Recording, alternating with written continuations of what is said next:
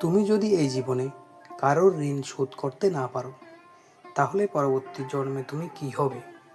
কখনো কি ভেবে দেখেছ? জীবনটা শুধু নিজের জন্য নয়, আমরা প্রত্যেকেই কারো না কারো কাছে ঋণী।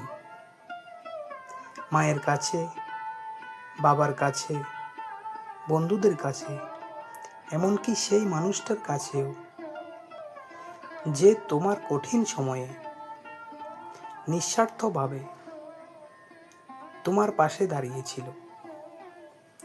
কিন্তু আমরা কি কখনো ভাবি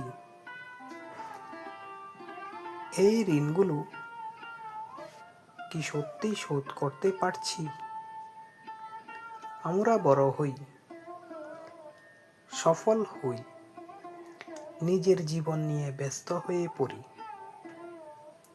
আর ধীরে ধীরে ভুলে যাই সেই মানুষগুলোকে যারা আমাদের জন্য নিজের স্বপ্নগুলো ত্যাগ করেছিল। ধরো, তোমার মা সারা জীবন তোমার জন্য কষ্ট করেছে। তুমি কি তার সেই ভালোবাসার মূল্য দিতে পেরেছ?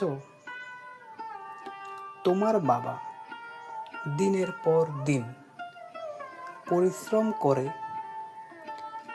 তোমাকে মানুষ করেছে। তুমি কি তার সেই ত্যাগের প্রতিদান দিতে পেরেছ? যদি না পারো, তাহলে এই ঋণ কি চিরকাল তোমার উপর রয়ে যাবে? অনেকেই বলে পরবর্তী জন্ম বলে কিছু নেই, কিন্তু যদি থাকে,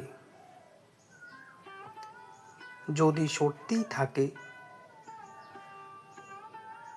তাহলে হয়তো তোমাকে আবার ফিরে আসতে হবে ঋণ শোধ করার জন্য। তুমি হয়তো সেই মানুষটার সন্তান হয়ে জন্মাবে, যার কাছে তুমি ঋণী ছিলে।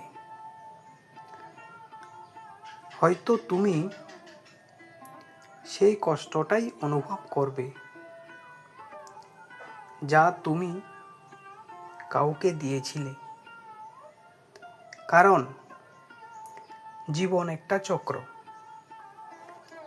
যেখানে সব কিছুর হিসাব একদিন না একদিন মিটতেই হয়। তাই সময় থাকতে যতটা পারো মানুষের উপকার করো, ভালোবাসা দাও, সম্মান দাও, আর যাদের কাছে তুমি ঋণী তাদের প্রতি কৃতজ্ঞতা প্রকাশ করো। কারণ তুমি যদি এই জীবনে ঋণ শোধ করতে না পারো, তাহলে হয়তো পরবর্তী জন্মে তোমাকে সেই হিসাব মেটাতে হবে।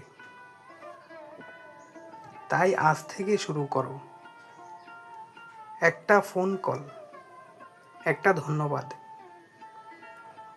একটু সময়, একটু ভালোবাসা, এই ছোট্ট জিনিসগুলোই একদিন তোমার জীবনের সবচেয়ে বড় ঋণ শোধ করে দেবে।